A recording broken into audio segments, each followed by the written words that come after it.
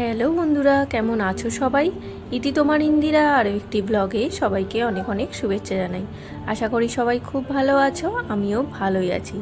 আজকে রবিবার সকাল সকাল নিয়ে চলে এলাম তোমাদের সাথে আরও একটা ব্লগ নিয়ে।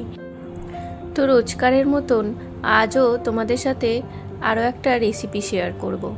তো সবার প্রথমে দেখো, এখানে পটলগুলো আমি কেটে নিয়েছি। পটলগুলোর প্রথম একদিকের মুখগুলো কেটে সমস্ত ভেতরকার বীজগুলো বার করে নিয়ে রেখে দিয়েছিলাম। তারপর দেখো, এই 1 লিটার মতো দুধ নিয়েছি, গরম করতে বসিয়ে দিয়েছিলাম। তো তারপর দুধটা ফুটে গেলেই ক্যালসিয়াম ল্যাকটেট পাউডারটা নিয়ে এসেছিলাম অনেক দিন আগে ওখান থেকে, আমাদের এখানে তো পাওয়া যায় না, ওই জন্য নিয়ে এসে রেখে দিয়েছিলাম। তো 2 চামচ মতো দিয়ে দেওয়ার পর খুব সুন্দরভাবে ছানাটা হয়ে গেছে, পুরো জল হয়ে গেছে। এখন এটা একটা পাতলা ন্যাকড়ার সাহায্যে আমি জলটা ছেঁকে নেব। তো খুব ভালো মতো আমি জলটা ছেঁকে নিয়েছিলাম, আধ ঘন্টা মতো রেখে দিয়েছিলাম। তো যাই হোক, এখন এই যে পটলগুলো, এগুলোকে পরিষ্কার করে ধুয়ে খোসাগুলো ওপর থেকে একটু ছুরির সাহায্যে ছুলে নিয়েছি। বেশি খোসাগুলো ছাড়ালে আবার পুর ভরতে অসুবিধে হবে পাতলা হয়ে গেলে। তো একটা দিক আমি মুখ কাটিনি, রেখে দিয়েছি যাতে পুরটা বেরিয়ে না যায়। যাই হোক, চলো এখন বাটা মশলাগুলো তোমাদেরকে দেখিয়ে দিই। এখানে আদা বাটা, রসুন বাটা, আর রয়েছে ওই যে বীজগুলো বার করেছিলাম সেটাকে বেটে নিয়েছি, আর পেঁয়াজ, একটু গোটা জিরে, লঙ্কা সব একসাথে বেটে নিয়েছি, আর ছানাটা রয়েছে, আর রয়েছে এটা দই, আর টমেটোটাও বেটে নিয়েছি, 2টো টমেটো, আর এখানে একটু পেঁয়াজ কুচিয়ে নিয়েছি একটা। তো যাই হোক, তারপরে চলো প্রথমে পুরটা বানিয়ে নিই। তো এখানে দেখো, কড়াইয়ে আমি সর্ষের তেল দিয়েছি বেশ খানিকটা মতো। সর্ষের তেল দিয়ে এখন সর্ষের তেলে একটু হালকা পটলগুলোকে আমি নেড়ে চেড়ে নেব, একদম হালকাভাবে নেড়ে নেব যাতে পটলের কাঁচা ভাবটা একটু চলে যায়। তো দেখো, সামান্য একটু নেড়ে চেড়ে নিয়ে এখন পটলগুলোকে সবকটা তুলে নিলাম। এরপরে যেটা বানাবো সেটা হচ্ছে পটলের ভেতরে যে পুরটা, সেইটা প্রথমে দিয়ে দিলাম একটু যে পেঁয়াজ কুচি করে রেখেছিলাম সেই পেঁয়াজ কুচোনোটা।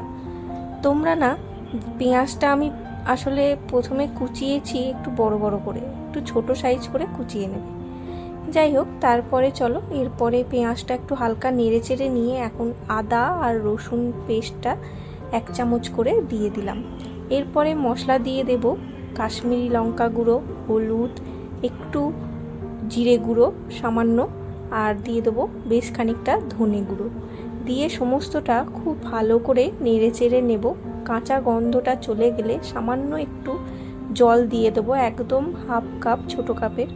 তারপরে খুব ভালো করে মশলাটা কষিয়ে নিয়ে এখন দিয়ে দিলাম পটলের যে বীজটা বেটে রেখেছিলাম সেটা, সেই বীজ বাটাটা দিয়ে খুব ভালো করে কষিয়ে নেব। কষানোর পর আমি স্বাদ মতো এখানে লবণ আর চিনি দিয়ে দিলাম। এরপরে সমস্ত মশলাটা খুব ভালো করে কষিয়ে নেব। এরপরে দেখো, ছানাটা যেটা রেখেছিলাম সেইটা, ছানাটা না আমি একটু হালকা হাতে একটু মেখে নিয়েছিলাম, ওই জন্য দেখো চাপ হয়ে গেছে আর বেশ খানিকটা পরিমাণে বেড়েওছে। তোমরা ছানাটা একটু মেখে নেবে ভালো করে। তোমরা চাইলে এখানে চিকেনের পুরও দিতে পারো, চিংড়ি মাছের পুর দিতে পারো, খুব ভালো হবে। এই প্রসেসেই করলে বেশ ভালো লাগবে। তো যাই হোক, ছানাটা নিয়ে খুব ভালো মতো আমি কষিয়ে এখন একটা প্লেটে তুলে রাখছি, এটা ঠান্ডা হতে দেব। ঠান্ডা হয়ে গেলে এরপরে আমি পটলগুলো নিয়ে এখন পটলের ভেতরে পুরটা ভরে দেব, ছানার পুর। তোমরা চাইলে বাজার থেকে পনির কিনে এনেও ওইভাবে করতে পারো, যেটা যে যেমন ইচ্ছা আর কি করা যেতেই পারে। আমি এখানে সায়ন্তর ইচ্ছায় আর কি ছানা দিয়েই বানাচ্ছি। যাই হোক, চলো এখন দেখো পটলের ভেতরে আমি একটা একটা করে সমস্ত পটলের ভেতরে পুরগুলো ভরে নেব। পুরগুলো আমার দেখো খুব সুন্দর করে একদম ভরা হয়ে গেছে। একটা সাইড যেহেতু আমি কাটিনি পটলের, ওই জন্য পুরগুলো বেশ সুন্দরভাবে ভরা হয়েছে, খুব ভালোভাবে পুরগুলো রয়েছে। যাই হোক, এরপর দেখো আমি ফ্রাই প্যানে একটু সাদা তেল নিয়ে পটলে যে পুরগুলো ভরে রেখেছিলাম সেই পটলগুলো আমি এখন একটু তেলে নেড়ে চেড়ে নেব। যেহেতু আমি পটলটাকে সেদ্ধ করিনি, ওই জন্য আমি ঢাকা দিয়ে বেশ খানিকক্ষণ এইভাবে রেখে দেব।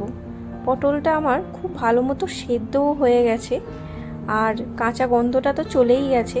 একটু পুরগুলো বেরিয়ে এসছে, কোনো ব্যাপার না, সামান্য একটু ঢাকা দিয়ে রেখেছিলাম বলে পুরগুলো বেরিয়ে এসেছে, কিন্তু খুব ভালো মতো রয়েওছে। তো যাই হোক, আমি যে পেঁয়াজ বাটাটা করে রেখেছিলাম সেটা আমি এর মধ্যে এখন দিয়ে দিলাম। একসাথে টমেটোটাও দিয়ে দিয়েছি বলে একটু লাল লাল ভাব হয়েছে। তো এরপরে খুব ভালো মতো কষিয়ে নিয়ে, ঢাকা দিয়ে কষিয়ে নিয়ে, এরপরে আমি দিয়ে দিলাম এখানে পোস্ত বাটা। পোস্তর সাথে তোমরা চাইলে কয়েকটা কাজু কিশমিশও অ্যাড করতে পারো। আমি এখানে শুদ্ধ পোস্ত বাটা দিয়ে খুব ভালো মতো করে এখন কষিয়ে নেব। কষিয়ে দিয়ে কিছুক্ষণ একটু স্বাদ মতো লবণ আর চিনি দিয়ে দেবো। এরপরে পুরো মশলাটা খুব ভালো মতো করে কষিয়ে কিছুক্ষণ পর একটুখানি জল দিয়ে দেব।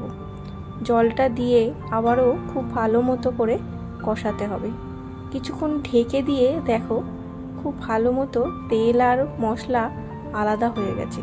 আমি কিন্তু এই রান্নায় বেশি তেল ব্যবহার করিনি। এরপরে দিয়ে দিলাম একটু কসৌরি মেথি। তোমরা চাইলে এটা স্কিপ করতে পারো। আমি এখানে বেশ খানিকটা বাটারও অ্যাড করলাম, ঠিক ওই পনির বাটার মশলা যেরকম হয় ঠিক ওই রকম। এরপরে এটাকে খুব ভালো মতো করে কষিয়ে নেব। তারপর দেখো বাটারটা আর মশলাটা একদম আলাদা হয়ে গেছে। তোমরা চাইলে এটাতে বাটারের বদলে ঘিও অ্যাড করতে পারো। যাই হোক, চলো, আমার তো রান্নাটা প্রায় কমপ্লিট হয়েই গেল। তো এরপরে আমি এটাকে একটু গার্নিশিং করে নেব। সমস্ত মশলা এবং পটলগুলো একটা ডিশের মধ্যে বেড়ে নিলাম। এরপরে ওপর দিয়ে একটু ধনেপাতা আর কাঁচা লঙ্কা দিয়ে দিলাম। তো তোমাদের আজকের এই রেসিপিটা কেমন লাগলো বলো, পুরভরা পটলের দোরমা। তো চলো, আজকের মতো লাঞ্চটা এই পটলের দোরমা দিয়েই সেরে নিলাম। তো তোমাদের কেমন লাগলো অবশ্যই জানিও কিন্তু, আর অবশ্যই ট্রাই করো। যাই হোক, চলো, এখন 6টা বাজে। এখন আমরা 3জন মিলে বেরিয়ে পড়লাম একটু ঘুরতে। আজকে এক জায়গায় ঘুরতে যাচ্ছি। আমরা 3জন নই, সাথে আরও 2জন যাবে। তো তাদের সাথে আমরা মেট্রো স্টেশনে মিট করব। তো চলো, প্রথমেই দেখছো আমরা বেরিয়ে পড়লাম। এখন অটোতে চেপে পড়েছি। অটোতে চেপে এখন সোজা চলে যাব মেট্রো স্টেশন। প্রচণ্ড রোদ আর তেমনি গরম, এত গরম কি বলবো। যাই হোক, এই যে দেখো আমরা মেট্রো স্টেশনে চলেও এসেছি। রোদটা দেখেছো মুখের ওপর কেমন পড়ছে, ইচ্ছিরি রোদ আর তেমনি গরম। এই যে আমাদের স্পেশাল 2জন গেস্ট আমাদের সাথে যাবে আজকে, হিয়া আর টুবাইদাও কাজ থেকে খুব তাড়াতাড়ি ফিরে গেছে। সাথে হিয়া, দেখো হিয়া রানী কত সুন্দর সেজেছে। তো আমরা এখন খুব খিদে পেয়ে গেছে, ওই জন্য এইখান থেকে বার্গার খেয়ে নেব। আমরা এখন 5জন টোটাল রয়েছি, আমরা 3জন আর ওরা 2জন। তো 5জন মিলে এখন বার্গার খেয়ে নেব। সত্যি বার্গারটা খুবই সুন্দর ছিল।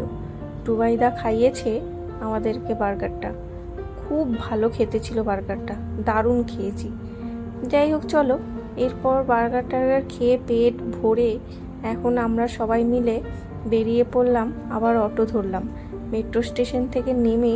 এখন এই যে অটো ধরে এই যে জুহু যাচ্ছি। আমাদের এটা অনেক দিন আগেই প্ল্যান করা ছিল, মাঝখানে এদিক ওদিক ব্যস্ততার কারণে অনেক কিছুর জন্য আমাদের যাওয়াটা আটকে গেছিল। ওই কারণে আজকে ঠিক ডিসিশন নিতে পেরেছি আমরা সবাই মিলে যাওয়ার। আসলে প্ল্যানটা আমিই করেছি, কারণ আমার খুব আসার দরকারও ছিল। একদিকে দরকারও বলতে পারো, আবার একদিকে একটু ঘোরাও হবে।